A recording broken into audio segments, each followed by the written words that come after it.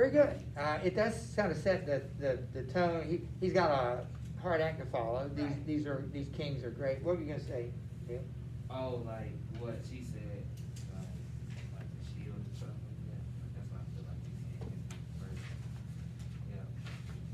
Yeah. Okay, so I think I asked you yesterday to write at the top of the page, history of the Danish kings. If you didn't do it, that's a good thing. The note basically says that. Okay, we've answered the first question. The second one, it does mention God here. So it says what religious context and what are the clues. So let's start with, where is God mentioned here? Lena, where do you see God mentioned in the story? A covenant regard a comfort sent by God to that nation. Yes, that's the first one. Anybody find the second and the third one? There are three, yeah. Word of life, Yes, and one more. Almighty. The glorious Almighty. Those three names refer to God, and we will call them epithets. If you'll look at your question sheet, it's on the first column. An epithet is a title or description that that is used as a name. Right behind Tim back there, it's a poster. It says, "And he shall be called," and it lists dozens of names for Jesus in the Bible. Jesus is his name. Christ is his title. And he has names like Advocate, Lamb of God, Shepherd and Bishop of Souls, the Resurrection and Life, and Judge, and so forth. So those are epithets. When you don't call him by name, you call him, you make a name from a description of his. And so the question is, well, look at those three things. By the way, if you have any Jewish friends, they are the ones that are serious about their faith. They're very conscious of the name of God. They will not say it. They will not write it. If they wrote the word God, they would write G and maybe 3 dashes or something. They just won't say it. It's that sacred. What is God's name, by the way? Yahweh, and they won't say that. And Yahweh consists of 3 letters, and then there are 2 letters missing that you have to put vowels in there to say them. That was in Deuteronomy when God spoke to Moses, and he said, well, "Who are you?" And he says, "I am." Yeah, that I am that I am. I am. It's like we say that sort of. He's self-existing. Nobody made God. He's always been. Don't try to think too much about that, because it's not possible to think about it and understand it. But he's very protective of his name. So here's some names here: Lord of Life, the glorious Almighty. What do we learn about God from the description? Those 3 uses of God. What does it say God? Why does God mention? Look at it again. What does it say God is or does? Yes. He actually gave to shield a boy. It says a boy shall, a comfort sent by God. So God gave him the boy. They didn't make the baby. God gave them the baby, as he does everybody. It's ultimately God breathes life into every human soul. That's why killing a human being is so awful. Because God doesn't belong to you. That person belongs to God. So he sent a comfort in a child. What else does he do for them? Look at the passage again. What else did he do? He made this man, Which means famous. So the king became famous. He didn't do it himself. God made him famous. So what does this tell you about the narrator's view of God? He's powerful, and he acts. If you believe in God, but you never, we've talked about this. So a lot of people believe, yes, God. He doesn't mean anything to me. I live. He doesn't affect me. But yeah, I believe in him. Then you're an atheist. I mean, you're a practical atheist, right? You believe in God, but you don't believe he does anything. Well, this narrator says he does. He gave him a child, and he made him famous. So that's the view that you get in the book, is that God is acting in people's lives. And I want you to write these 2 words down: providence and sovereignty. These are the two characteristics of God in this book. We don't see God, the God of love so much. Same God, but he doesn't refer to God in the book so much as his love or his wisdom or things like that. He speaks of his providence and sovereignty. Do you know what the word providence means? Yeah. God's provision for you throughout your life. I'm sorry, just kidding. God's provision for you throughout Right, your life. exactly. The word means provide. So God created everything, but he also provides for everything. This book, this narrator acknowledges that. You know what sovereignty is?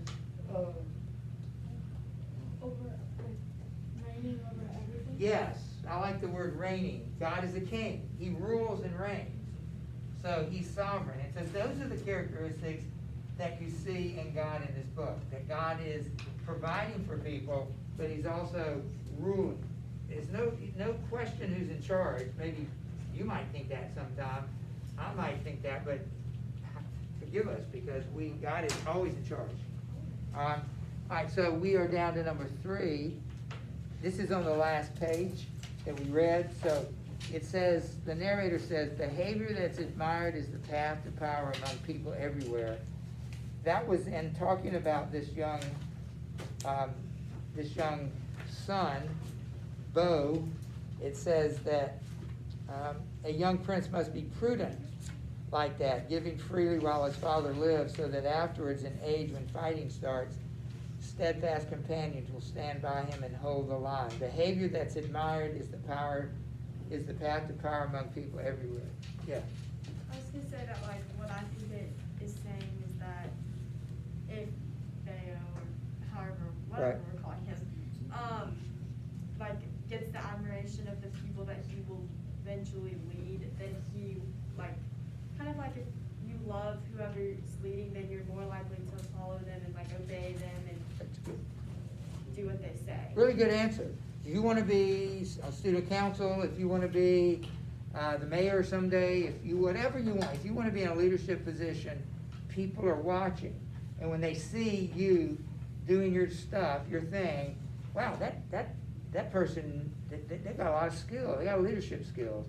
So it's that same principle. People are watching you. They're watching you at Caldwell, and drawing impressions. And when opportunities come, you might be the person they come to give it because they see that you're capable of it. There are a couple of other things that are not in the questions that I want to point out. First of all, look at line 10, 9, 8, 7. A foundling to start with. Foundling. A foundling is an abandoned child that's found. And so it's interesting that this first king, Shield, was just simply an abandoned child, and he became king of Denmark. And notice what else. He was a successful king because people began to pay tribute. That literally means like taxes, money. When a king would conquer a country, he would charge them. Like, you're going to pay me taxes now. It's called tribute. So they took your home and then they asked you to pay money because they took your. Yeah, it's kind of a tough thing. They have to give you the ability to earn the money, right? So they can't take everything. A smart king would do that. He wouldn't destroy your home. He would say, okay, keep doing what you're doing, but give me 10% of it. That's smart because now these guys are working. They can provide for their family, but they're also providing for the king. The other thing is, if they, I want you to write these words at the bottom of the page. I want you to write the word treasure, treasure giving. That's what we'll call it. These words. On page 3, You can write it in the book. I know, page 3 or. Yeah, page 3. One of the major themes of this book and of the Middle Ages is that kings, in order to have an army, and it's sort of what Anna Gray said, if you're nice to people, if you serve people some way, they'll recognize you and they'll want to fight for you, or they'll want to serve you in something. And so one of the major themes of the Middle Ages was that the kings, they had to pay their subjects, particularly their army. Notice what it says and the young prince must be prudent like that, giving freely while his father lives, so that afterwards, in age, when fighting starts, steadfast companions will stand by him and hold the line. So while his father was still king, before he became king, he made friends with people. He paid them. And when he became king, they were now willing to fight for him. That was sort of the basic economy. It wasn't necessarily farming or building things, it was conquering.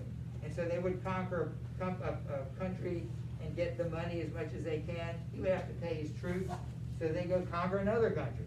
It's sort of like, that's how the money is recycled. But it's very common in the book.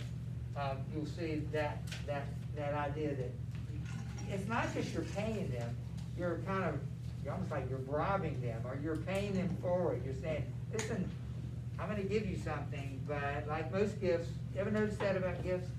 Have you ever gotten a gift and you thought, I gotta give them something now? I'd rather you not give me a gift. I don't wanna. That's how gifts work. They're not really gifts, are they? Because gifts are completely free.